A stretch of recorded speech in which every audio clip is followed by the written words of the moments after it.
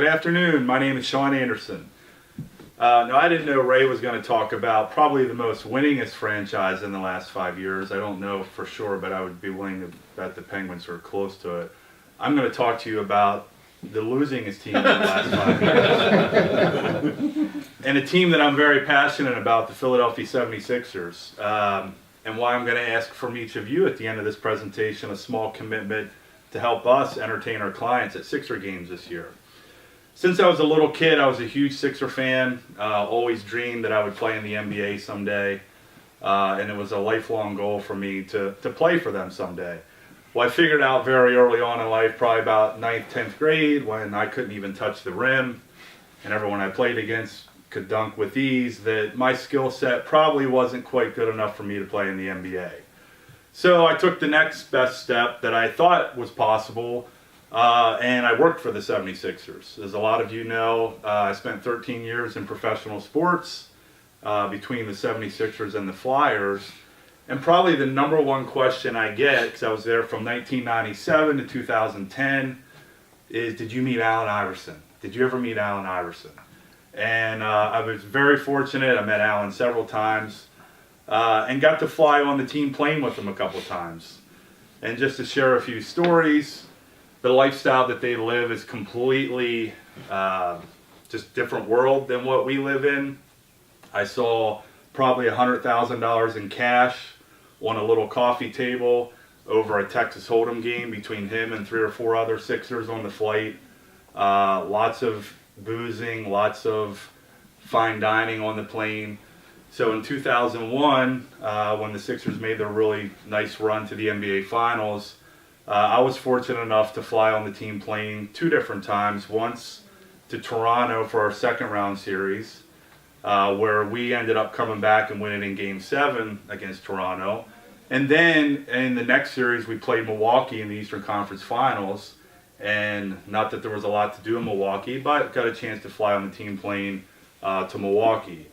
But more importantly, when we came back home for Game 7 against Milwaukee to go to the finals against the Lakers, I saw us win on a last-second shot where Milwaukee missed, we win, and the place goes absolutely crazy. People are high-fiving, hugging, people that you didn't even know. And just that experience was just once in a lifetime. I was, I think, 25 years old at the time.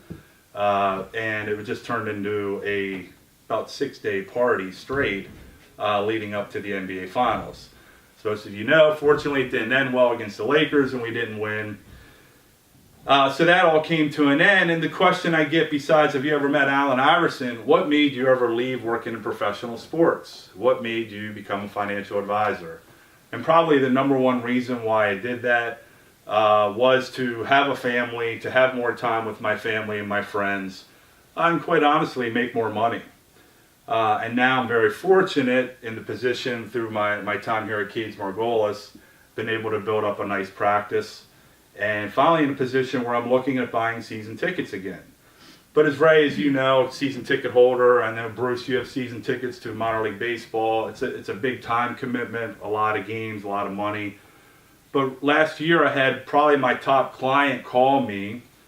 He knew about my past working for the Sixers, and he had asked, is there any possibility you can give me tickets to see the Oklahoma City Thunder? This was before Durant left and went to the Golden State.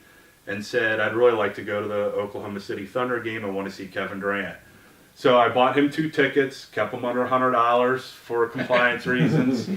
And actually, my schedule didn't permit that I could go with him, so I just gave him the 2 tickets. But the feedback that I got from my client, the thank you letter, the email, also a note from his wife thanking me, was very rewarding and kind of made me think, should I be maybe using tickets to entertain my clients a little bit more?